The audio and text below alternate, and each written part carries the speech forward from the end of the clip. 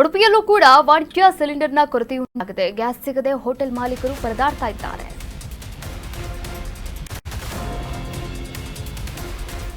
ಉಡುಪಿಯಲ್ಲೂ ವಾಣಿಜ್ಯ ಸಿಲಿಂಡರ್ನ ಕೊರತೆಯುಂಟಾಗಿದೆ. Gas cylinder ಸಿಗದೆ ಹೋಟೆಲ್ ಮಾಲೀಕರ ಪರದಾಟ ಹೆಚ್ಚಾಗಿದೆ. ಅತಂತ್ರ ಸ್ಥಿತಿಗೆ ಸಿಲುಕಿದಂತಹ ಹೋಟೆಲ್ ಮಾಲೀಕರು 3 ಗ್ಯಾಸ್ ಅವಶ್ಯಕತೆ ಇರೋ ಹೋಟೆಲ್ಗೆ 1 ಗ್ಯಾಸ್ ಸಪ್ಲೈ ಆಗ್ತಾ ಇದೆ.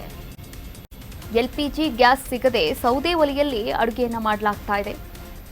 ಜೊತೆಗೆ ಗೃಹ ಬಳಕೆಯ ಗ್ಯಾಸ್ ಬುಕಿಂಗ್ಗೆ ಜನರು ಕೂಡ ಮುಗಿಬಿದ್ದಿದ್ದಾರೆ.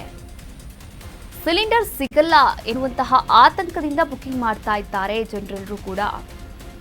ನೋಡಿ, ಬೆಂಗಳೂರಿನ ಪರಿಸ್ಥಿತಿ ಹೇಗಿದೆ ಅಂತ ನೀವೆಲ್ಲರೂ ಕೂಡ ಗಮನಿಸಿದ್ದೀರಾ. ಇದೀಗ ನೋಡ್ತಾ ಇರುವಂಥದ್ದು ಉಡುಪಿಯ ಒಂದು ಚಿತ್ರಣ. ಉಡುಪಿಯಲ್ಲೂ ಕೂಡ ಈ ಕಮರ್ಷಿಯಲ್ ಸಿಲಿಂಡರ್ನ ಕೊರತೆ ಉಂಟಾಗಿರುವಂಥದ್ದು. ಗ್ಯಾಸ್ ಸಿಗದೆ ಹೋಟೆಲ್ ಮಾಲೀಕರು ಪರದಾಟವನ್ನು ನಡೆಸ್ತಾ ಇದ್ದಾರೆ. ಇನ್ನೊಂದು ಕಡೆ ಸೌದೆ ಒಲೆಯಲ್ಲೂ ಕೂಡ ಅಡುಗೆಯನ್ನು ಮಾಡೋಕೆ ಶುರು ಮಾಡಿರುವಂಥದ್ದು. ಒಟ್ಟಾರೆಯಾಗಿ ಅತಂತ್ರ ಸ್ಥಿತಿಗೆ ಸಿಲುಕಿದ್ದಾರೆ ಅಂತಾನೆ ಹೇಳ್ಬೋದು ಹೋಟೆಲ್ ಮಾಲೀಕರು.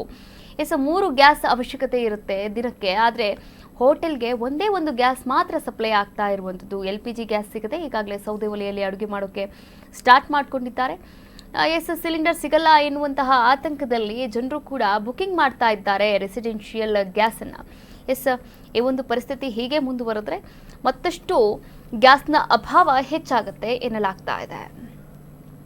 ನಾವು ಆಹಾರ ಪದಾರ್ಥಗಳನ್ನು ಒಂದು 50 ಭಾಗದಷ್ಟನ್ನು ಸೌದೆ ಒಲೆಯಲ್ಲಿ ಮಾಡ್ತೇವೆ. ಮತ್ತು ತಕ್ಷಣವಾಗಿ ರೆಡಿ ಮಾಡಿ ಕೊಡ್ತಕ್ಕಂಥ ಪದಾರ್ಥಗಳನ್ನು ಗ್ಯಾಸ್ ಒಲೆಯನ್ನು ಉಪಯೋಗಿಸಿ ಮಾಡ್ತಾಯಿದ್ದೇವೆ.